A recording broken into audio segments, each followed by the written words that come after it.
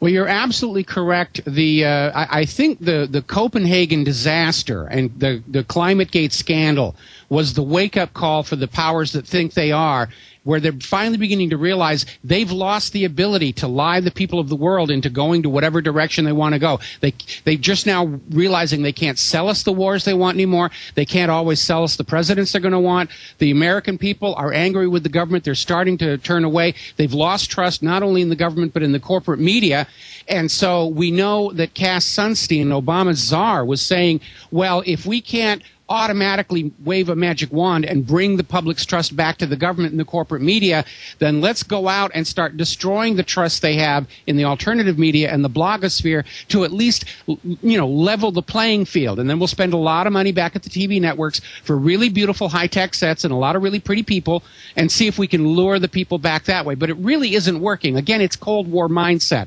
And the bottom line is all these little warnings that are going up there are just telling people, okay, this is something that some vested interest doesn't want me to see, and it's going to have the banned in Boston effect. People go right past those warnings, and they say, oh, wow, there's got to be something really tasty in here now. And so I think it's actually having the opposite effect from what is being intended. But it's setting the precedent for them to start gatekeeping according to anonymous complaints.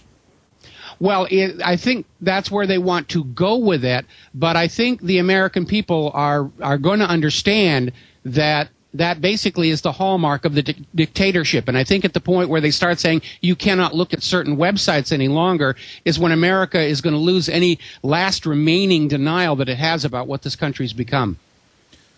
I agree with you.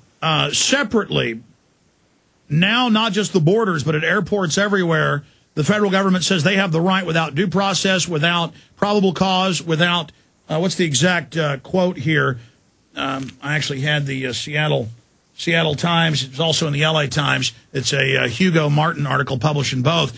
No curbs on border searches of cell phones and laptops. And then it says U.S. Customs and airports, so separately, are taking electronic devices without first establishing suspicion of wrongdoing and keeping them for sometimes 6 weeks and downloading everything off of them without warrants. We know whatever they do in the airports is a beta test for the wider society. I mean, this is worse than communist China. Yeah, it absolutely is. I mean, we're already hearing that they're going to start putting the naked scanners in bus and train stations.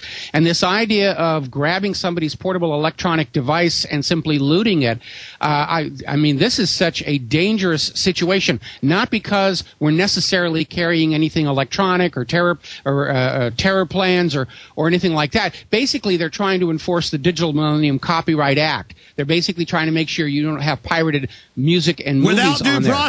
Without due process. They just do it. They just line you up and take your goods. I mean, the Nazis just lined you up and took your papers and looked at them. And this is now we're just taking this from you. Well, see, the problem I have with this is that a lot of us are carrying information, data on our cell phones, on our laptops that may be confidential to our clients. And we already know that every time the FBI gets something they think they can use to do some insider stock trading, they've been caught doing insider trading with information. They loot from cell phones and laptops and phone taps. Exactly. They admit this is being dumped into the NSA database, and the government hands it out to all their criminal friends.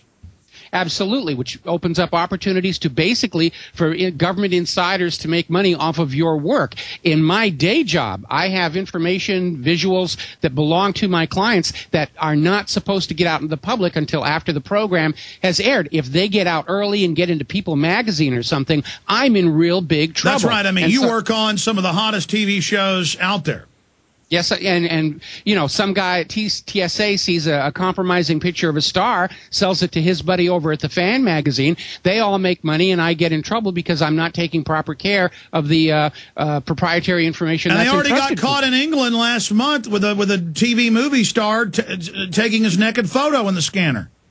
Yeah, absolutely. So we cannot trust these people with our data. And so basically what the government is saying is that, you know, they have the right to come into our place of business, which is our cell phone, and simply rifle through, and anything they find useful they're going to take and sell.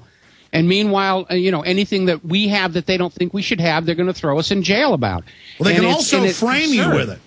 Yeah, they can plant data on that device just as easily as they can take it off. And that's the real danger. How many danger. videos do we see from cops-owned squad cars where they do hand signals and plant drugs on people?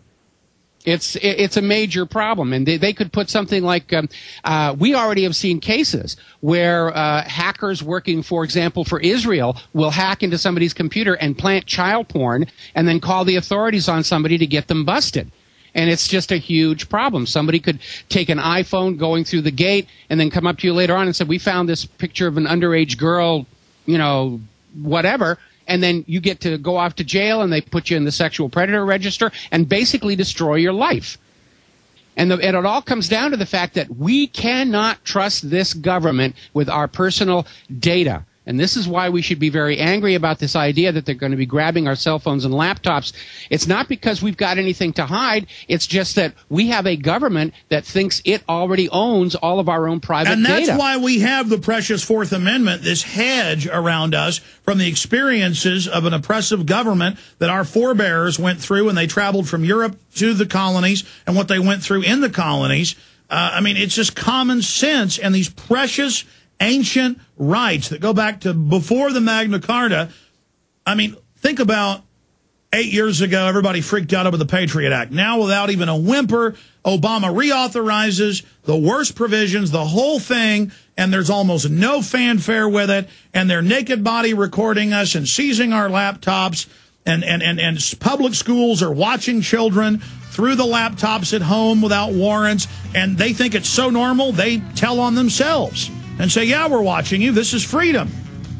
This is what the founders wanted, was laptops watching you in your bedroom, without warrants. This is unbelievable, and it's just getting worse by the day, by the week, by the month, by the year. Think how far we've come the last 8.5 years since 9/11. Where are we going? 2 segments straight ahead with Mike Rivero, your phone calls from Oregon, Germany, you name it.